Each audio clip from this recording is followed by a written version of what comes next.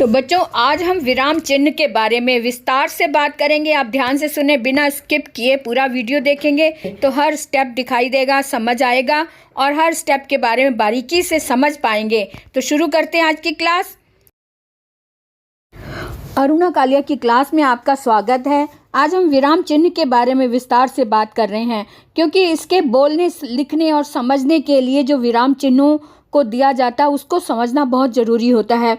इसको हम देखते हैं कि बोलते या लिखते समय हम अपनी वाणी को बीच बीच में विराम देते हैं, कभी ज़्यादा तो कभी कम। इसी प्रकार वाक्य में निहित भाव कभी विस्मय का होता है तो कभी प्रश्नात्मक होता है। बोलते हुए बोलने वाले के हाव भाव और भावानुरूप वाचन से हम समझ पाते हैं, किंतु पढ़ते समय इन्हें समझने के लिए चिन्ह आवश्यक होते हैं।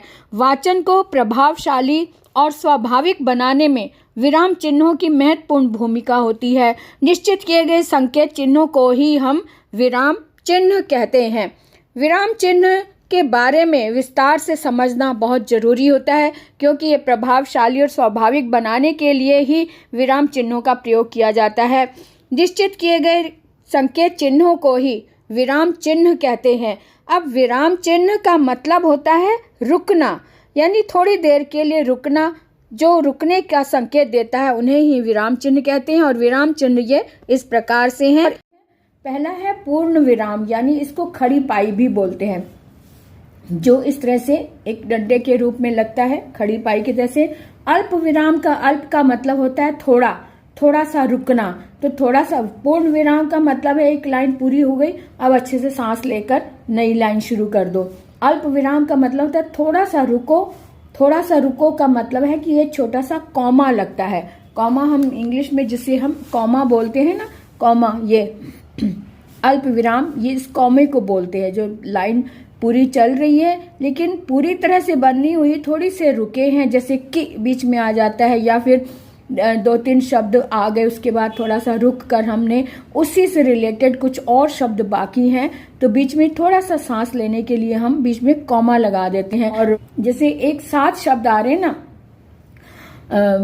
राम, श्याम, मधु, पूनम, और ये अब 4-5 नाम इकट्ठे आ गए तो इनके बीच में हमने सांस भी लिया, तो चारों नामों के बाद में कॉमा लगाते जाएंगे। कॉमा लगा दिया, रुके, कॉमा लगा दिया, और लास्ट वाला जो शब्द आता है उसके बाद फिर कॉमा नहीं लगता, फिर हम आगे बढ़ जाते हैं। इस तरह से कॉमा का जो होता है ना वो अल्प विराम, यानी थोड़े समय के लिए रुकना। उसके बाद देखो अर्ध विराम। अर्ध विराम यानी आधा, अभी पूरा विराम नहीं हुआ, पूर्ण विराम। तो ये होगा बीच में लाइन में रुकने के लिए ये इस तरह से एक डॉट और एक कॉमा आ जाता है, इसको हम अर्ध विराम बोलते हैं। प्रश्न सूचक चिन्ह, जिसे हम क्वेश्चन मार्क बोलते हैं, तो वो इस तरह से आ जाता है, ये सबको ही पता है। विस्मय आदि बोधक चिन्ह, ये इस तरह से पूरे ऊपर की लाइन और नीचे डॉट आ जाता है, ये हैरानी प्रकट करने वाले चिन्ह होते हैं। विस्मय का अर्थ भी है हैरानी। जानकारी देने वाले जो चिन्ह होते हैं उन्हें हम ये वाला साइन लगाकर शो करते हैं।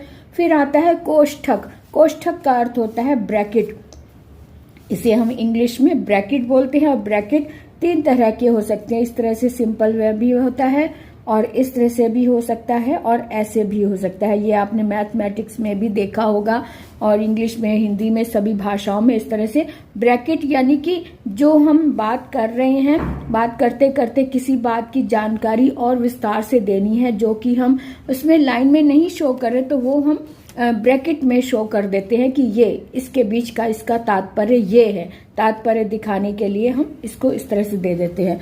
उसके बाद देखो उद्धरण चिन्ह। उद्धरण चिन्ह यानी एग्जाम्पल जो देने होते हैं, 2 कॉमे भी आ जाते हैं, इस तरह से 2 कॉमे, डबल कॉमे भी आ जाते हैं। इसको इंग्लिश में इन्वर्टेड कॉमास बोल देते हैं, इन्वर्टेड कॉमास, है ना। तो इस तरह से ये कॉमा है जो कि उद्धरण चिन्हों में यूज होता है। उसके बाद देखें योजक या समासक चिन्ह। योजक का मतलब होता है ये जैसे 2 शब्द हैं, जैसे दुख और सुख। दुख सुख के बीच में ये डैश लगा दिया जाता है, दुख सुख। तो इस चिन्ह को योजक चिन्ह बोलते हैं ना। दोनों को समानता देने के लिए ये योजक चिन्ह आता है, या इसको समासक चिन्ह भी कह देते हैं। तो योजक चिन्ह यानी कि दो शब्दों के बीच में या दो वाक्यों के बीच में ये डैश आ जाता है, इसको डैश, इंग्लिश में हम डैश नाम देते हैं। आगे देखें कि नवा चिन्ह क्या है, इसको हम लाघव चिन्ह बोलते हैं। लाघव, लाघव जो है ये जीरो, ये यानी कि डॉट की तरह होता है, ये इस तरह से, ये डॉट।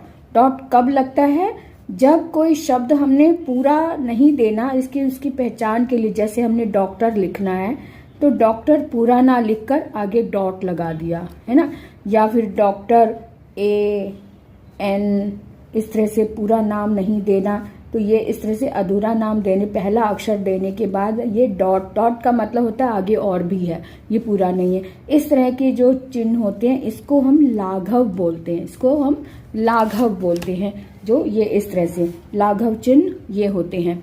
उसके बाद निर्देशक चिन्ह। निर्देशक चिन्ह जो है वो आगे, जैसे कि हमने एक लाइन देनी है, जैसे हमने कोई किसी की बात कहनी है कि ये, जैसे कि भेद बताने हैं, अब जैसे संज्ञा के भेद हैं, भेद लिखे, आगे ये डैश करके कि आगे जो है वो इसके भेद हैं, इस तरह से ये चिन्ह बताए जाते हैं।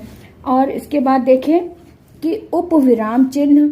उपविराम चिन्ह का मतलब भी अल्प विराम ही होता है, लेकिन उपविराम का मतलब होता है विराम से पहले का रुकने का संकेत, है ना। इसी तरह से ये उपविराम ये हो गया। विवरण चिन्ह हमने बताया था अभी भी कि डैश दे के विवरण का मतलब है, जैसे ये हमने भेद बताने हैं या आगे कुछ बताना चाहते तो ये डॉट लगा के ये भी कर सकते हैं, और ये निर्देशक चिन्ह भी इसे कहते हैं, और इसे विवरण चिन्ह भी इस तरह से कह देते हैं। आगे देखिए हंस पद या त्रुटि पूर्ण चिन्ह। त्रुटि पूर्ण चिन्ह का मतलब ही पता चल रहा है, त्रुटि का मतलब गलती हो गई, जैसे सेंटेंस लिखते लिखते कोई शब्द छूट गया है ना। अब जैसे डॉक्टर, जैसे ये लिखा है डॉक्टर AN, तो इसके बीच में अगर कोई शब्द छूट गया है, जैसे मैं AA 2 बार लिखना था, नहीं लिख पाए, तो वो जो रह गया है उसको इस तरह से मार्क करके यहाँ पर ऊपर शो कर दिया जाता है। जो छूट जाता है यानी गलती से जो छूट गया उसको इस तरह से डैश करके ऊपर लिखते हैं, इसको बोलते हैं त्रुटि पूरक चिन्ह या हंस पद। हंस पद, पद का मतलब शब्द, तो हंस पद यानी जो छूट गया है उस शब्द को ऊपर लिखना और ये साइन बनाकर लिखना। इसका मतलब है कि ये तीर बना के यहाँ पर लिखना था लेकिन वो ऊपर लिखा जा रहा है। ऊर्ध्व अल्प विराम, अब ये कॉमा जो है यही अल्प विराम, इसको अल्प विराम भी कहते हैं और ऊर्ध्व अल्प विराम भी कहते हैं। ये ऊर्ध्व का मतलब है ऊपर की तरफ। जब विराम, एक तो विराम होता है कि ये शब्द के, ये जो सेंटेंस आ रहा है तो यहाँ पर हमने बराबर के एक से शब्द आ रहे हैं तो यहाँ पर ये कॉमा लगाते जाओ, शब्द लिखा यहाँ कॉमा लगा। ये ऊर्ध्व कॉमा जो है ये ऊपर की तरफ आता है, ऊपर की तरफ लगाते हैं। ऐसी लोप चिन्ह होता है। लोप का मतलब होता है किसी चीज को गायब कर देना या उसे छुपा देना या लुप्त कर देना, छुपा देना। लोप का मतलब गायब कर देना। तो वहां पर ये शब्द ऐसे आ जाते हैं जैसे कि हमने अपनी पुस्तक का एक पैराग्राफ लिखना है और उसका अर्थ आपने लिखना है, तो उसका हम पहला शब्द लिखेंगे, जैसे कि कवि पंत जी ने कहा, तो पंत जी पर कवि पंत लिखकर और यहाँ डैश डैश करके और आखिरी जो शब्द है वो हम यहाँ पर लिख देंगे कि यहाँ से ये पैराग्राफ को शो करता है कि यहाँ से लेकर यहाँ तक का जो पैराग्राफ है इसका हमने अर्थ यहाँ पर दिया है ना। कवि पंत लिख दिया, बीच में सारे शब्द ना देकर डैश डैश करके और अंतिम शब्द चाहिए लिखकर हम इसे विराम कर देंगे। इसका मतलब यहाँ से शुरू होकर यहाँ तक के बीच का जो है भाग उसका हमने अर्थ यहाँ पे लिखना है। अब इसके बाद हम प्रसंग और जो है भावार्थ इस तरह से वो शो करते हैं, लिखना शुरू करते हैं, है ना। तो इस तरह से ये चीजें आ जाती हैं। ये जो बीच में है ये लोप चिन्ह यानी बीच के शब्दों को गायब करना यानी शो करना कि यहाँ पे भी कुछ है लेकिन हमने लिखा नहीं है। तो इस तरह से ये लोप चिन्ह हो गए।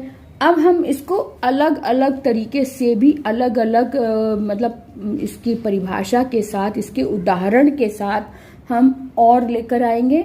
अभी हम इसी का अभ्यास करेंगे। नेक्स्ट वीडियो में मैं इसके बारे में अलग से उदाहरण लेकर आऊंगी, तो आप देखते रहिए नेक्स्ट वीडियो के लिए भी। तो अभी के लिए इतना ही, फिर मिलेंगे, विराम लेते हैं। Okay, bye bye.